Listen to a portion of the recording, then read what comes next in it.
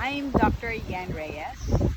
I chair the Wellness Committee of the PPS-STC Southern Tagalog Chapter. The Wellness Wednesday is usually during the first Wednesday of the month. It was born during the pandemic. A lot of doctors complained already of webinar fatigue during the pandemic. So they are so fatigued already watching product presentation, conferences, and conventions. So we created this Wellness Wednesday, wherein it is considered a me time. There will be no scientific lectures, no product presentation. The topics will just be about life courses. We started with Financial Wellness by Francis Kong, and a lot of pediatricians were happy with the result. Then we had this cooking with Chef Lorabelle, and then we had a lot of topics from then on. We catered to greener pastures, we talked about yoga, we talked about tidiness by Marie Kondo, and then we also catered to the spiritual wellness of all the members. We had a recollection before the Holy Week, and a lot of members were happy with it. The physical wellness of the members were also considered. We invited Coach Jimmy and Tony Saret, and they gave us the tips on how to do exercises, and that was entitled Staying Fit and at Home, and everyone was so happy with the outcome. There was also the visual art appreciation because art was also considered. It was by Mr. De Leon, and then basic photography was also done by Mr. Richie Makapinlak. So we still have a lot of plans for the wellness, and it will still be a basic life lecture for everyone. So I hope that you will tune in to the YouTube channel of PPS-STC, so that you will be updated on what we do to our wellness, and we will place all our wellness activities, recorded lectures in our PPS-STC YouTube channel. The PPS-STC Wellness Wednesday, done during the first Wednesday of the month at 6 p.m., is for the holistic and total personality of the PPS-STC pediatricians. We will take care of your mental wellness, physical wellness, spiritual wellness, social wellness, and we will even consider the appreciation for art and anything. So I hope that you will join the first Wednesdays at 6 p.m. and all the lectures will be placed at our PPS-STC YouTube channel. So please don't forget to subscribe and click the notification button. Print category at the Art Association of the Philippines, annual in 2004, and a finalist on the painting category in 2012. This was followed by winning the first prize for the PAP Open Fine Prints competition with his entry, Bulong sa Panaginip. He won second place in the 38th Shell National Student Art Competition in the digital category for his entry entitled Tulog na Nene. Dela Cruz attended the Arts Students League of New York in 2012. He was the Philippine delegate in the 27th Asian International Art Exhibition held in Bangkok, Thailand. He won the Juror's Choice of Merit in the Philippine Arts Awards and the winner of the Metro Manila Art Award in 2013. He has exhibited his works in New York, USA, Bangkok, Thailand, Penang and Kuala Baru, Malaysia, Singapore, United Arab Emirates, and Taichung City in Taiwan. He has held 9 solo art exhibitions. Janos de la Cruz is a member of the Philippine Association of Printmakers and the Art Association of the Philippines. He was a lecturer at the University of Santo Tomas in 2014. He was a Philippine delegate in the KKB Art Festival 2016 held in Kuala Kudu Baru in Malaysia. In 2018, he was a recipient of the 13 Artist Award from the Cultural Center of the Philippines. Colleagues and friends, let us welcome on our virtual stage our guest speaker who will walk us through a new experience in expressive art as a means of wellness. A warm round of applause for Mr. Janos de la Cruz.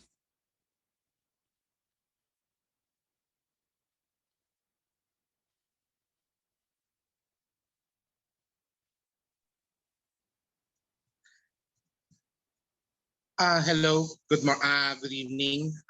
First of all, I would like to thank first the Philippine Pediatrics Society, Southern Tagalog Chapter, Dr. Jose Lacorte, and Pediatrica for inviting me for this art talk. Rather than give you a presentation like a TED talk, I would like to tell you a story of an artist and his experiences during the current pandemic and social climate that is happening in our society. Because as an artist, we have a lot in common with doctors, and in the medical arts, special arts and the medical arts has a lot in common. First, ang I would like to talk about yung current situation of the art scene, especially in relationship to what is happening right now. Uh, we always describes mga pandemics like this as very negative, very dark time. Pero an artist is very creative. They always adapt to situations. Even in the dark ages, art always prospered. There in happy times and in dark times, in times of war, in times of great strife, and political or religious, art has always prospered, and artist has always been the voice of our society. Um, I am a painter, a printmaker, and I am a visual artist. Um, I describe myself as a visual artist for a few reasons. Because if you are on doing a painting, you are a painter. If you do prints, you are a printmaker. If you do sculptures, you do sculptures. A visual artist is someone who likes to experiment, someone who is open to different modes and ideas, and is willing to experiment. And that is something that is similar to doctors. We always strive for excellence. We always find solutions. And at the same time, we also adapt to different problems and situations. And we try to look for solutions. Um, Before I talk about yung pinaka-gist ng aking talk, I have a few questions that are usually asked of me, and I would like to answer them for para tawag dito, ma-explain sa inyo before I explain yung philosophies and at the same time, the background of my work. Uh, I would like first to discuss what is my style in art. Some artists have different philosophies in art. We all have our own philosophy. So for me, I don't maintain a certain style. When I paint something, when I create something, I allow my art to to progress or develop, uh, not forcing it na parang I'm not forcing it na gagawin ko kung ano yung uso or gagawin ko kung ano yung sikat. Pinapabayaan ko siya ma-develop through my own personal growth. For example, uh, some of my pieces are very surreal. Some of my pieces are may mga realistic, cubism. And the reason for that is I allow my own personality to adapt to my work. So for example, as a painter, my work is very colorful and at the same time very spontaneous. Kasi that's where I let out my personal emotion. So pag nagpipinta ako, nagbabato ako ng pintura, naglalaro ako ng kulay. So very colorful siya. Pag kunwari naman, gumagawa naman ako ng mga etching o gumagawa naman ako ng fine print, it is very analytical, it's very graphic. The reason for that is because the difference between a painting and a print is a painting is you paint over as a surface. Habang sa print is you etch or you carve matrix, you put ink on it and you transfer it. So basically, it's the idea of one is very mechanical, the other one is more emotional. So we play yung both aspects na yon. I play both my analytical and at the same time my creative sides. As an artist kasi, I always live with a certain tenant. So we will go back here before I end my talk to three simple things. Three characteristics of a visual artist. And also you can also apply it to everyday life. Pero ito yung kumbaga mantra ko. Three simple characteristics. First, I have to have a mind of a philosopher. When I say a mind of a philosopher, it's very simple. Kailangan lahat ng gagawin mo may substance. Lahat ng mga pinipinta mo, meron kang pakay, meron kang goal, meron kang idea na gusto mong ipalabas sa society. So pag kunwari gumawa ka ng painting, it has to be meaningful. It's not supposed just to be decorative. Its purpose, it's not just to be decorative or kasi bagay sa wall mo. It has to have may laman. Kumbaga pag tiningnan ng matagal lang yung trabaho, kailangan meron siya nakikita at nararamdaman. Yun din yung isang bagay na mayroong koneksyon sa bilang doktor at saka bilang sa isang pintor. Ang magkakaroon ng pagiging observant. Kumbaga, ang gusto namin as pintor, pag gagawa kami ng something na merong kahulugan o may laman. So kailangan, pag gumagawa kami ng painting, kailangan nag-iisip kami, we should have the mind of a philosopher. Ang second characteristic of a visual artist is you have to have the hands of an artisan. Ang ibig sabihin nun is meron ka nga ideya, meron ka nga pinanghuhugutan, meron kang gusto mong ipalabas sa iyong obra. Pero kailangan din mayroon kang kakayanan na gawin ito, iguhit ito, ipakita na habang nagpipinta ka, kaya mong ipalabas yung iyong talento sa actual manner, like kunwari, itong idea ng trabaho mo, kailangan kaya mo siyang maipalabas at hindi lang puro kwento. Kasi meron minsan, ang nagiging mixture is puro skill, pero kulang naman sa lalim ang iyong trabaho. Meron din naman minsan, masyadong malalim ang trabaho mo, pero yung painting mo naman kulang. So it is a careful balance between craftsmanship and a philosophical idea. And the third most important characteristic of a visual artist is an attitude of a layman. When I say an attitude of a layman or an attitude of an apprentice, is you have to be open to different ideas and possibilities. Basically, never ever think na you are the smartest person in the room. You have to be willing to listen to other people and at the same time listen to criticism.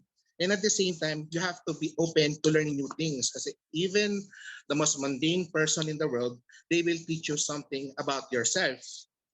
So ako, as an artist, I always have an attitude na if I see something that is interesting, I always ask questions. I have to be inquisitive. So that is the idea of me being an artist. My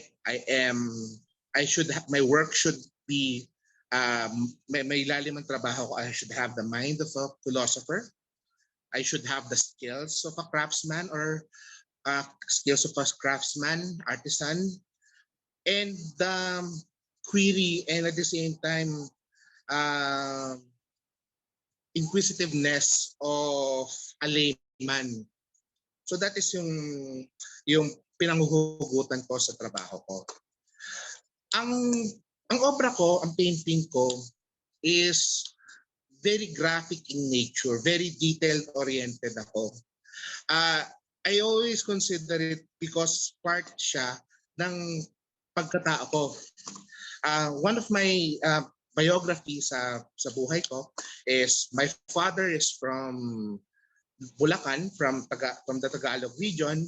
My mother is Ilongga from the Visaya, and I was born in Cotabato City, in the heart, and I grew up in Sultan Kudarat in Cotabato. So I'm in the heart of ARMM. So I really don't have any hometown. So I'm from Luzon, Visayas, and Mindanao. So in my art, I always incorporate different aspects of my personality in my work. So sometimes I create works that is very um, rooted in myths and tradition. Because in my hometown in Haguna, we have a lot of mythology and at the same time mga alamat, ina-adapt ko siya sa work ko.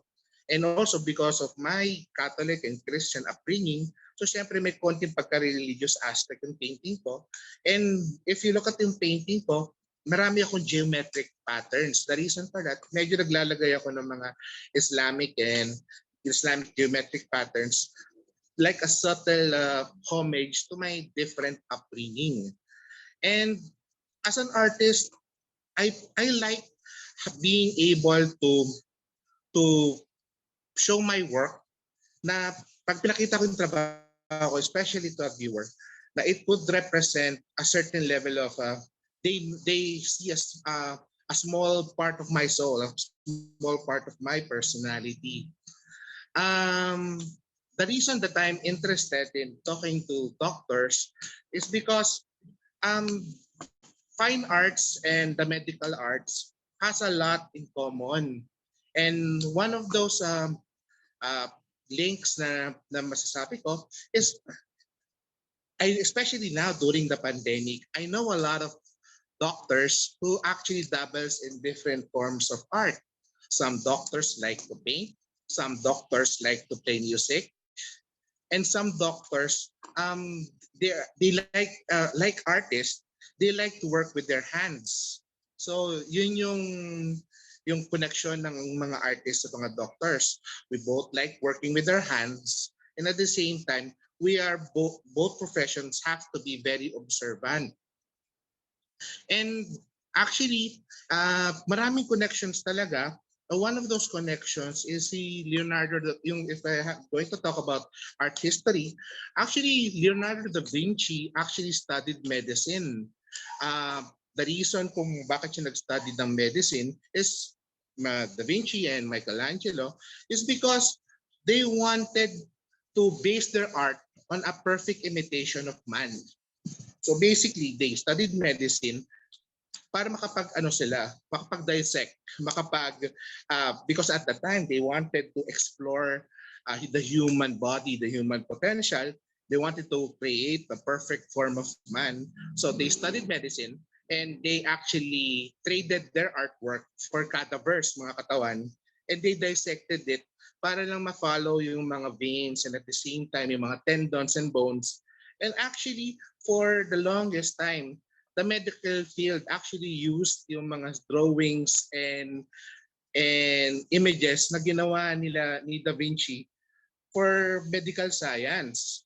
And as an artist, he used the medical science to understand the human body.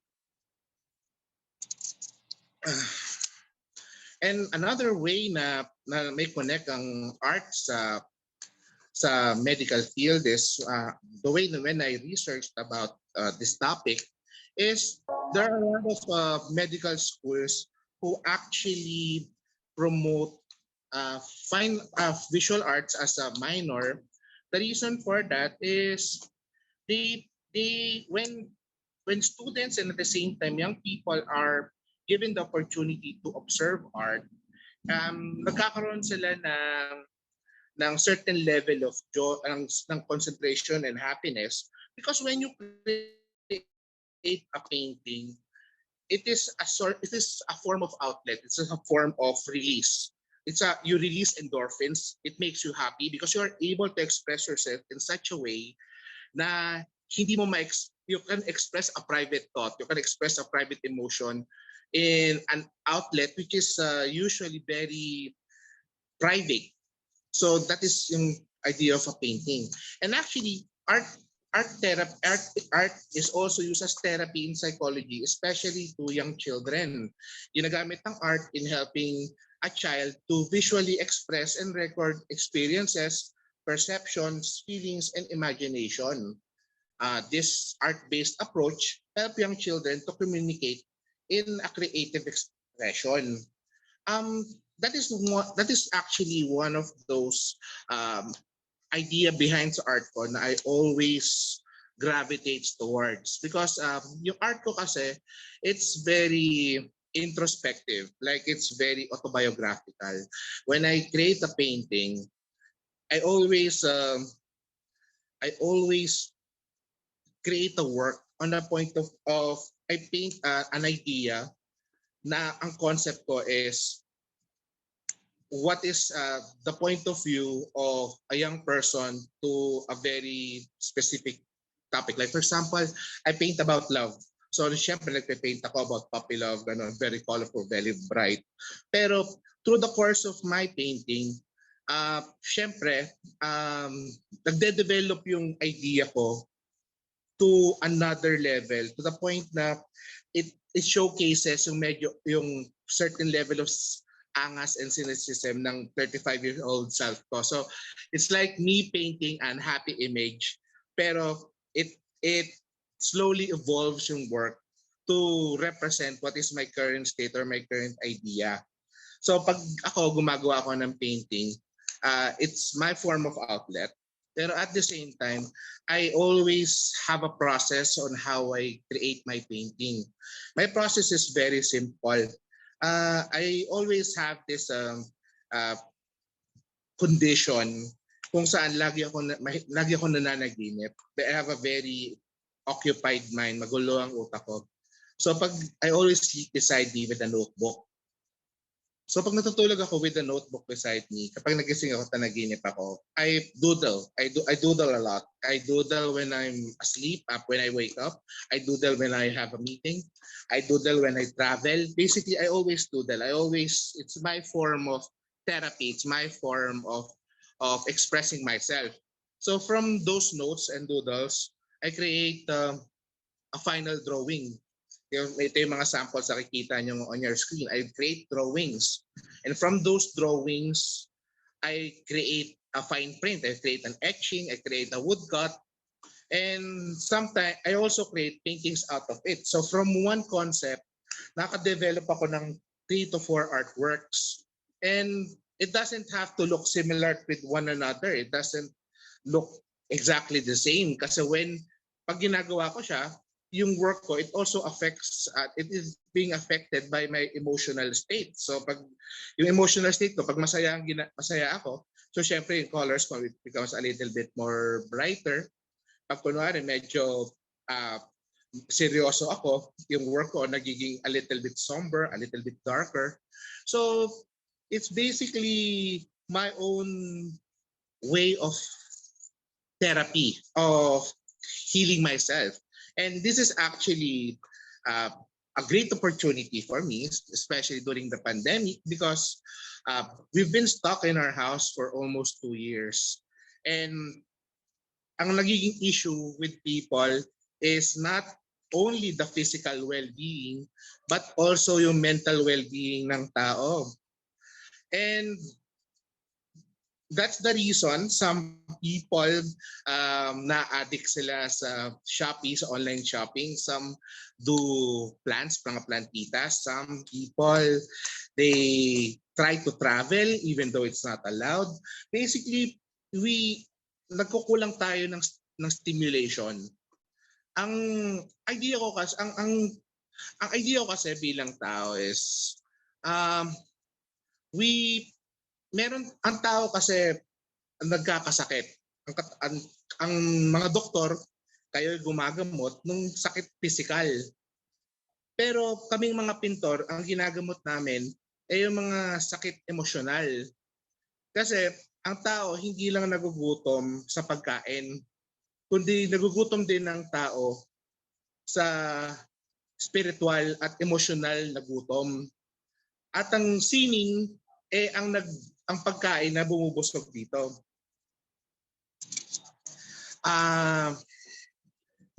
If you have any questions, please don't hesitate to ask. Kasi I want this art talk to be very open and to be an open mic na question and answer rather than like a talk na I'm just going to talk. I like to hear also what you want to do, what specific things you are interested to know, so that when I talk, I can more elaborate on that subjects.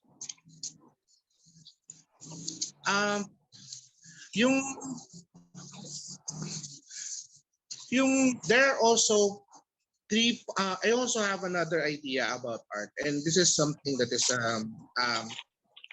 revolves especially in other stuff about life. There are three functions of art.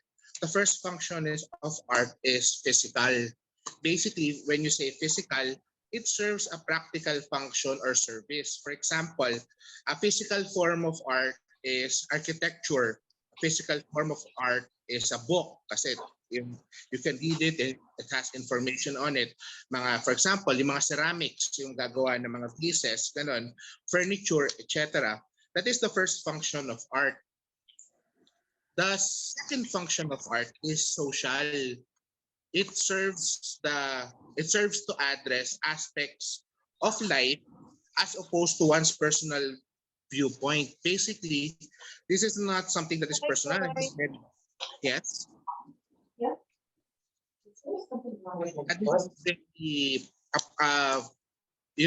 This is not personal, but actually viewpoint from society. Usually they are satirical or critical for social change. For example, this is about murals na may political intent, editorial cartoons, protest effigy. Basically, this is artwork for mass consumption that tries to propagandize. The third function of art is personal. This is something that is very difficult to explain. Pero kasi it has different connotation, especially for people. A personal function of art is its goal and aim is for self-gratification and expression. Basically, ito yung gagawa ka ng art for art's sake. This is yung gagawa ka ng painting na para sa'yo lang.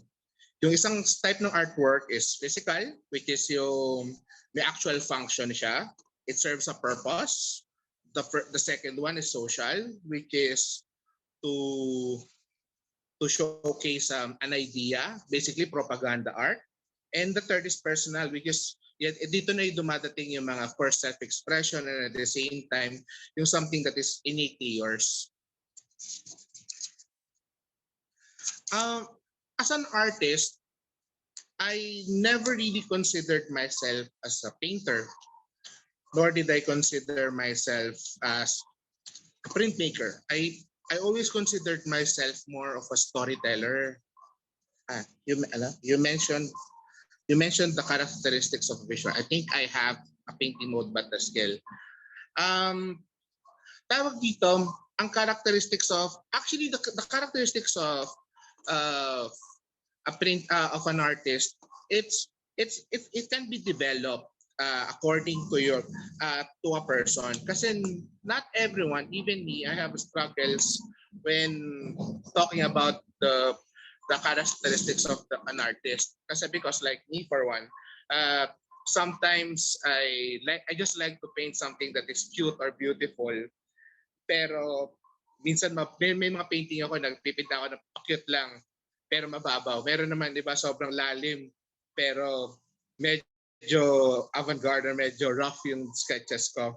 Meron din naman mga moments na I just paint what makes me happy. So doon din napupunta yung function of art na most of my painting, especially kapag gumagawa ako ng exhibition, nagde-dwell more ako doon sa personal function, which is more for my own self-expression and self-gratification rather than meron akong actually sinasabi. Kumbaga yung sinasabi, in-interpret ko is my own inner desire, my own inner longing. Ganon. I don't consider myself na as a painter. I consider myself as a storyteller because pre-Hispanic time, prior to the dating ng mga Spanish, we have a group of people called the Babaylan, and they are like the shaman, the keepers of stories, of tradition, oral traditions. Basically, our history was I learned this from a professor of mine. The sad thing about the Philippine history is, unlike other cultures, especially the Romans or the Greeks or the Ottomans, is their history was written in marble. When I say they're written in marble, they have architectures na even though na-conquer sila or nawala, the history was written in marble. While our history, the Philippine history, was written in gold. So, ang gold kasi, nung dumating dito yung mga Spanish times, is we had our own written form, our own form of art, pero because it was in gold, it was melted down. So the one thing that we kept for ourselves is our oral history. But because of the changing times, ang mga oral history natin is like parang chismis. Kapag pinasa mo ang isang storya sa isang tao, pinasa mo sa ibang tao, it varies a little bit. Nag-iiba-iba siya. So, hindi mo na maintain yung pure form of the story. Pero the only thing that is permanent, or at least that kept our story, is yung mga, I am a storyteller not by oral means, but by pictures and pictographs. Basically, ang tradition ko is I create images that tells the narrative of the current times. Kind of like similar na mga previous artists before me, they painted an allegory or stories about their current point in time. So yung mga artists ngayon is the modern day storytellers. We tell the story of what is happening in our society. And this is actually a great time to be an artist kasi we have a lot of stories to tell, especially this pandemic.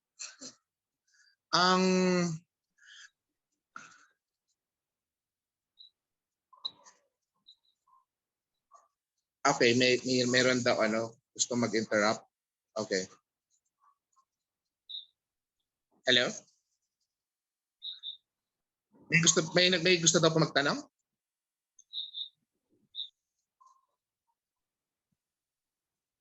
Hello, Sir Janos. Yeah. This is Doc Myla. Yeah, there's a question here actually.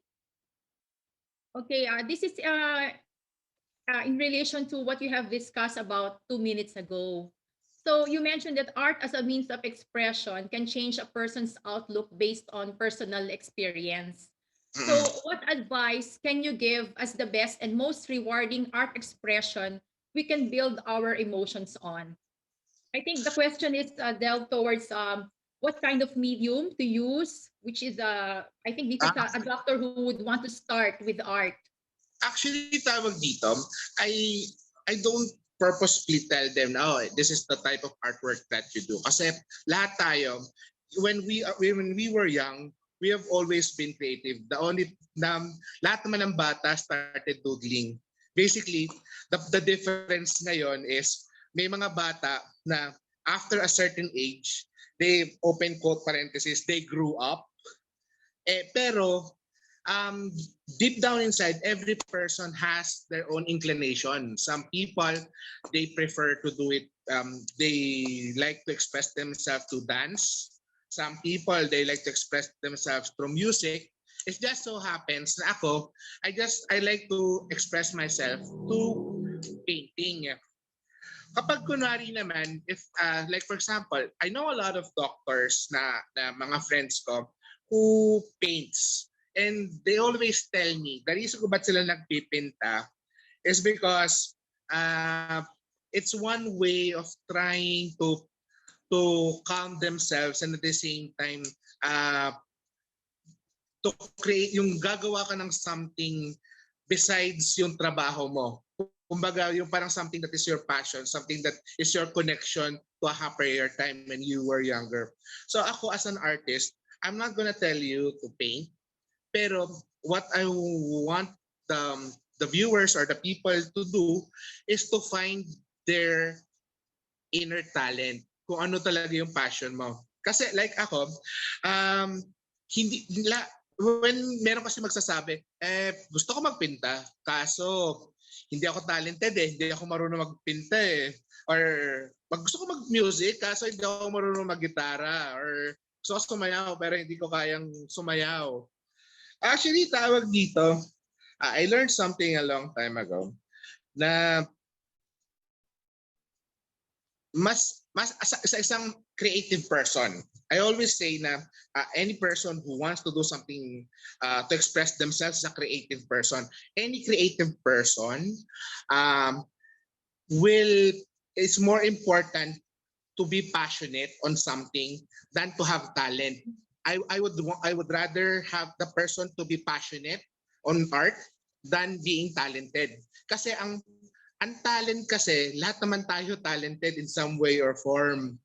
Pero yung passion ang importante. Kasi kapag kunwari meron kang talent pero patamad-tamad ka, wala rin pupuntahan yon. So if you believe in something na mahirap, like sa di ka nahihirapan ka magpinta, pero you have the passion for it, bakit ka magi-give up? Pipinta ka lang ng pipinta, gagawin mo at gagawin yan. And for me as an artist, ang audience ko lagi is the most important thing to me.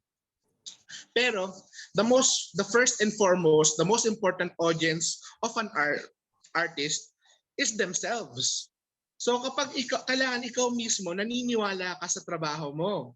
Kasi kung ibang tao sasabihin nila, ay pangit yung trabaho mo. Pero pag ikaw naniniwala ka na, ito gusto kong gawin, ito yung gagawin ko, hindi ka mag-give up kasi you have to believe in yourself. Ayun. Yes, that's a very nice answer, Sir Janos. Actually, we have another question here from Dr. Maria Virginia Kalilong Nang. She has this notion that artists are eccentric, visionary, and even mystic. Do you believe in that notion? And how do you descend from that romantic notion to be one with your audience? Actually, tawag dito, that is a very good question. There is always a misnomer of artists na we are this, meron kami mga different outlook with life. What I can say tungkol sa subject matter na yun is every artist is different. Like God said, we are all unique creations of God. We are all unique numbers. So artists have their own philosophy. In this artist talk, I'm just talking about my philosophy in art. I'm sure may ibang artist na hindi ito yung pananiniwalaan. Ang masasabi ko about artist is every artist has a different story. And some of them express their story in different manner. Some artists are very extroverted. Some artists are very antisocial. Some artists are medyo yung ginagaya yung how media depicts artists. Yung alam mo yung loner na nasa dark room. Tapos nagbibisit ng pintura. Tapos like after magbato-bato ng pintura, after like montage of images ng mga 10 seconds montage of throwing paint, makakatapos ng painting na size ano tawag dito, plywood size, yung mga ganun. May mga different artists. Pero for me, ako as an artist is philosophically may story ako. Lahat naman tayo, kumbaga may kanya-kanya tayong hugot. Pero ako as an artist, na-imbibe ko yung notion that if you believe in, if you like art, hindi ka magpapadaos merely by your emotion. You have to treat it like a profession. So when nagke-create ako ng painting, I have my own way, my stages of how I create my art. Kumbaga, may moments of spontaneity, may moments of deep thought, may moments of very intricate art making. So it's not like yung parang eksaktong-eksakto na laging sabog. Kumbaga, iba't ibang proseso. So depende kung anong, like yung sa doctor, what is her interest? Kung may nakikita siyang artwork or artist na gusto niya, lahat ng artist may kanya-kanyang filosofiya, and it depends on the tao kung ano yung naaangkop sa iyong panlasa. Yes. Alam mo, sir, actually, I was reminiscing my childhood because when I was in my elementary days, I used to join art contests. And back in the 70s, we would just be using the Mongol pencil, number 2, and then just the simple bond paper. And I was winning. But during that time, I was already interested in the abstract drawings.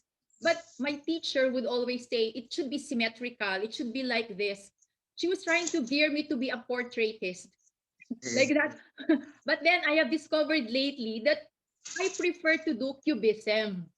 Ang actually tawag dito, that's actually, I find it sad yung mga ganong stories. Kasi I always believe kasi lahat ng bata is true to themselves. They are artists. And the only reason they grow up is because an adult told them, don't act like that anymore. Yes. Grow up na. It's kind of like saying pag sa artist, bakit yan ang ginagawa mo? Dapat ganito. Exactly. And the exact moment is ng bata na dapat ganito ang gawin mong painting o ganito yung gawin mo. Nagkakaroon ng that's weird. Nagkakaroon ng snap sa utak. Nag-iiba na, nawawala na yung creativity ng tao. Yes. Ako as an artist, I'm just lucky kasi I am part of a family of artists.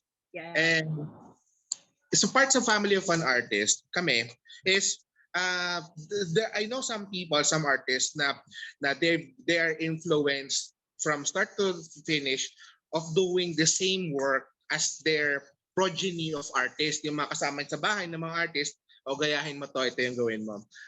Lucky ako for the most part because yung father ko, he allowed me to develop my art according to the direction of how I saw the world rather than mimic kung ano yung ginagawa niya. So I always had the opportunity. I am lucky because I had the opportunity from the beginning to not be limited by other people's imagination of what I can do. I think that's the problem that's what's wrong with people growing up because adults telling young people they can't do something rather than tell a young person that you can't do this. You should tell them why not explore yung direction na gusto mong gawin. If it fails, at least you learn. If it succeeds, at least alam mo yon according to your own merit. Hindi yung bibigyan mo ng glass ceiling yung tao. So as an artist, yun yung nalulungkot ako, especially kapag nalulungkot ako kapag kunwari yung sasabihin like ikaw yung story nyo na before ang gusto nyo is abstraction tapos sasabihin hindi, dapat realistic. Ngayon ang maganda sa ginagawa na nangyari sa inyo, rather than limit yourself na and even to your adulthood na okay, ito yung box ko, hindi na ako aalis dito. You grew out of that box and now you are returning to exploration rather than just staying to the box na nag-limit sa'yo. Yes. Yes. By God's faith. Sir, there's another question here from Dr. Sheila Romero Velasquez. Is there such a thing as muscle memory in painting where strokes are instinctual rather than a conscious effort? Parang practice makes perfect. Actually, tawag dito. I'm really happy with the questions of the different doctors kasi These are the type of questions that I always wanted to hear, pero I Really? usually don't get these questions. So I'm pleasantly surprised. Yung muscle memory, actually tawag dito, yes, there is such a thing as muscle memory, especially if you do this continuously, like as a career. Um, Usually kasi ang mga artists, meron kaming proseso, meron kaming certain kung paano kami magsimula magpinta. Hindi naman from pagising na kami, magpipinta na kagad kami. Usually, ang muscle memory namin is when we get to, after we have a breakfast or naman, deal with personal family stuff, matters, when we go to our studio, hindi naman direct na nagpipinta kagad kami. There is, ako as an artist, like, ito yung proseso ko. I sit down on my chair for 15 to 20 minutes. Ito rin yung process ng dad ko. Pero ito yung na-invite